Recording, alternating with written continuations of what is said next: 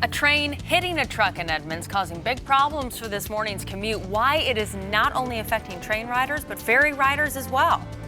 Two men accused in the deadly shooting in downtown Seattle heading to court today. What a business owner near where the shooting happened is doing for victims. The results of the Iowa Democratic caucuses were delayed last night. What candidates are now saying is they wait for the number to come out later today. This is Q13 News This Morning. Well, good morning to you. Just about 7 o'clock now. I'm Bill Wixie. I'm Liz DeWicki. We are tracking breaking news. A train crashing into a truck in Edmonds, and that is making a mess, certainly, for the morning commute. We want to take a live look at that crash this morning. It is happening on Dayton Street. Happened around 5 a.m. this morning. Police say one man was hurt. He is being treated at Harborview right now. No word on his condition. Sounder North Line trains to Seattle are delayed, and the Edmonds-Kingston ferry route is out of service because of the crash. So Adam Gerke tracking the impact on our commute and certainly impacting train service and ferry service. Yeah, and what was important, what we were just seeing there was that freight train moving. I believe that was the freight train that struck the truck earlier this morning that is now moving underway, getting that out of the way so we can get the ferry traffic moving once again and potentially Sounder Rail's North Line moving once again. We've seen the trains for Sounder Rail stuck in Mukilteo and stuck in Everett this morning. A lot of bus service has been brought in to get folks in and around instead. And then Edmonds, of course, naturally having the difficult times down on the waterfront with a train that was basically stuck in front of the ferry terminal, so nobody getting through. Big delays continue and problems for us on that ferry system, Sounder Rail, and the surface streets in and through downtown Edmonds. This is kind of what the ferry terminal was looking like earlier this morning. Still a concern at this point until we get that train out of there. Meanwhile, what else are we wrestling with? How about delays on southbound I-5 closer to Thorn Lane with a new collision that's going to be blocking the off-ramp to Thorn Lane. Tacoma continues to be a bit bunched up. North on the Valley Freeway, slower traffic continues north out of Puyallup in towards Pacific. Then also getting in through the 18 up to 516 area to South Center. All of that south end volume just continues to fill in for us one more time. MJ, over to you. Well, it's cold out there. It's 34 in Seattle. Lots of us below freezing. You may have to scrape your windshield. Still just cloudy in Seattle, but we're starting to see white on the radar, and I am hearing I've heard from two viewers, Arlington apparently getting some rain, and also snow in Arlington. Where's Arlington? Right around here. Looks like Cedro-Woolley could be getting something, maybe Whidbey Island and parts of Clallam County and also the San Juans right now. So far, Forks and Arlington at least getting a little bit of snow. We're transitioning back to rain, but it's cold enough right now that when precipitation moves in, it's falling as snow and maybe a rain-snow mix for some of us before it hits rain. Eventually, though, 42 for the high, Seattle, Tacoma, 40 for Everett and Bremerton, and 39 Bellingham, where it's also going to be windy, so warm enough that it will be all rain by the late afternoon. But like I said, we're transitioning. So warm coat with a hood necessary as you step out the door. All righty, I'll show the timing of this in just a little bit right now. Back over to Liz and Bill. This morning, two men accused in last month's deadly shooting in downtown Seattle expected in court in Las Vegas for an extradition hearing. Marquise Tolbert and William Tolliver were caught in Las Vegas on Saturday with the help of agencies in our state and in Nevada. Both suspects had been on the run for more than a week. The deadly shooting in the middle of downtown Seattle on January 22nd killed a 50-year-old woman and injured 7 others, including a 9-year-old boy. According to the Seattle Times, just one woman remains in serious condition at Harborview. The owner of that McDonald's where that shooting happened outside on 3rd and Pine is donating $20,000 to the surviving victims. In addition to helping the victims, the goal here is to encourage local businesses and individuals to continue building a strong community in Seattle. David Santiana said in a statement, quote, "As a McDonald's operator and owner of a business in downtown Seattle, it is critical we come together as a community to support individuals during distressing times and help in any way we can." He says the money will be split equally between the 7 survivors. New this morning, the Iowa Democratic Party says a coding issue is the reason for a delay in releasing the caucus results. In a statement, they say the issue has been fixed. They do plan to release the results today. So the issue kept officials from releasing the results from yesterday's caucus. And after a long day, Democratic presidential candidates arrived in New Hampshire overnight to turn their attention to the next primaries as they wait for the results in Iowa to be released. Happening now, senators are gathering to speak on Capitol Hill before the final impeachment vote takes place against President Trump. Omar Lewis has been tracking this for us from our live desk this morning. Omar? Liz, I can tell you lawmakers, they're set to make that final vote tomorrow. Now, yesterday, we heard closing arguments given by President Trump's lawyers and impeachment managers. This morning, we want to take you to live pictures from Washington, D.C. Today, we'll be hearing more from senators like this, giving speeches on their positions on the impeachment trial. Only a handful of senators remain publicly uncommitted on their final votes. Some may use their speeches today as an opportunity to explain their position, but the focus will likely be on President Trump's State of the Union address scheduled for tonight at 6 o'clock our time. Now take a listen to what Senate Majority Leader Mitch McConnell had to say just moments ago. They call the Senate, quote, the most fit depository of this important trust. Tomorrow, we'll know whether that trust was well placed. Washington Democrats think President Donald Trump committed a high crime or misdemeanor the moment he defeated Hillary Clinton in the 2016 election. That is the original sin of this presidency, that he won and they lost. Well, with President Trump's acquittal all but certain, the final vote is expected on Wednesday afternoon around 1 p.m. our time. That's the latest here at the live desk this morning. We'll send it back to you guys in the studio. All eyes will be on President Trump for a different reason tonight as he gives the State of the Union address. His theme will be the Great American Comeback. And according to a senior White House official, the president's speech will address topics like the economy and the rise of blue-collar workers. Also, health care and ways to make it more affordable.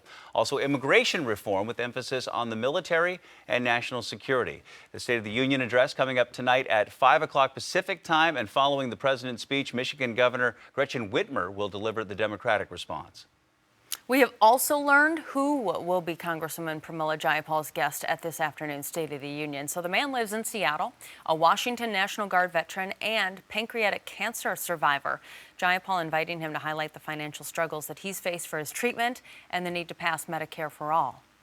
Healthcare access is vital. If you have a terminal or even a severe chronic illness, that can be a path that you can't recover from if you fall out of that coverage financially, health-wise, otherwise. It's shocking that we're fighting these battles.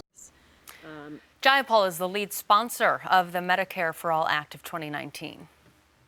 The first U.S. patient with coronavirus has left the hospital. The 35-year-old man from Snohomish County became sick after returning from a visit to China. He was in the hospital for about 2 weeks. In a statement, he said, quote, "I would like to thank the doctors, nurses, and the entire team at Providence who cared for me. I appreciate all of the concern expressed by members of the public, and I look forward to returning to my normal life."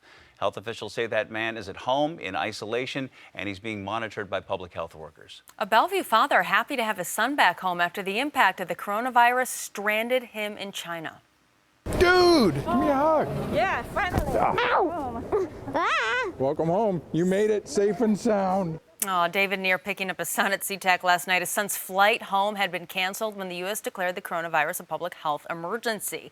9-year-old Daniel went to China to celebrate the Lunar New Year with his grandma.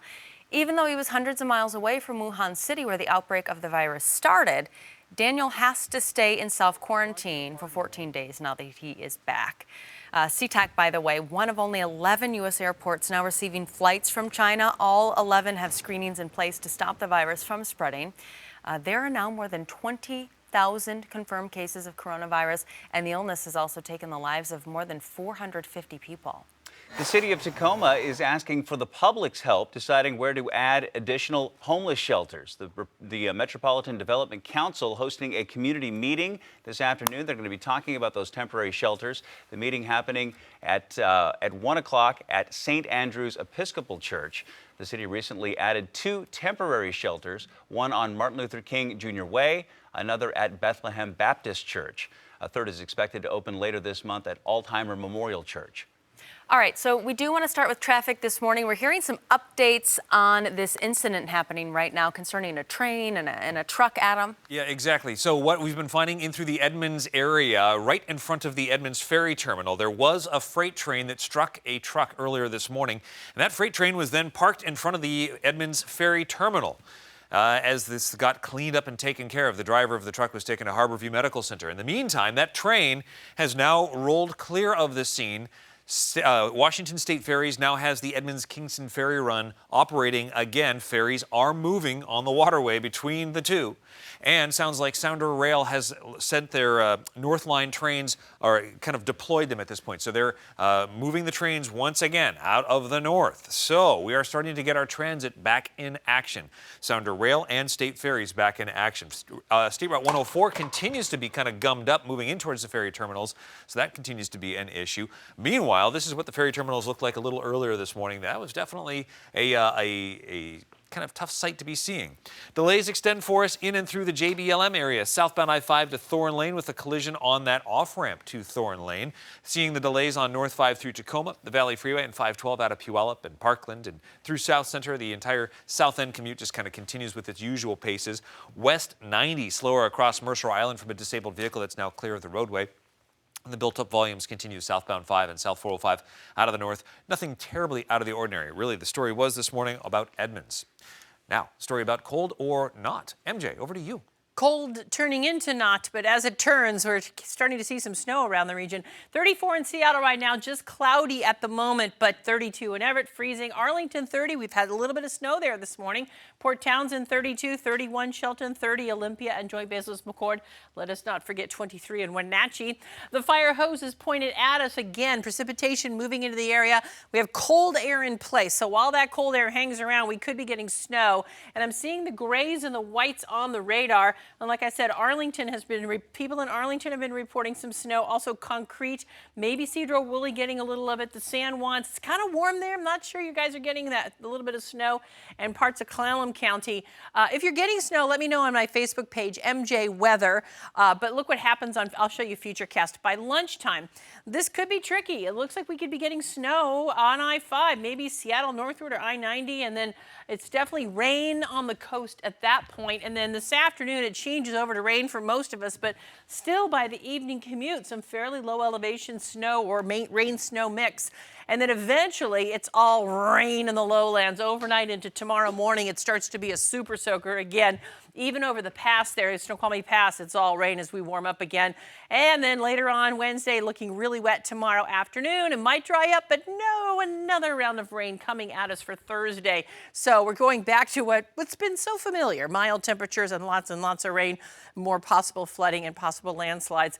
But we got to transition out of the cold stuff. So rain, snow before it turns over to all rain this afternoon. 42 for the high, Seattle, Burien, and Bellevue.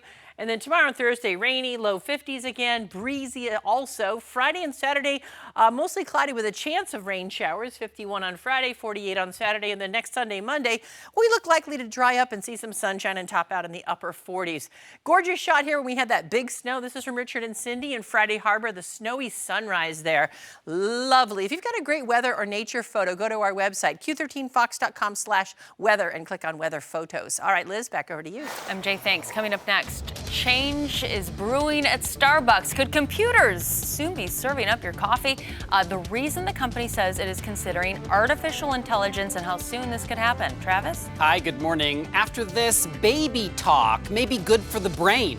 Researchers at UW say it really can help our kids as they grow up. Stay with us.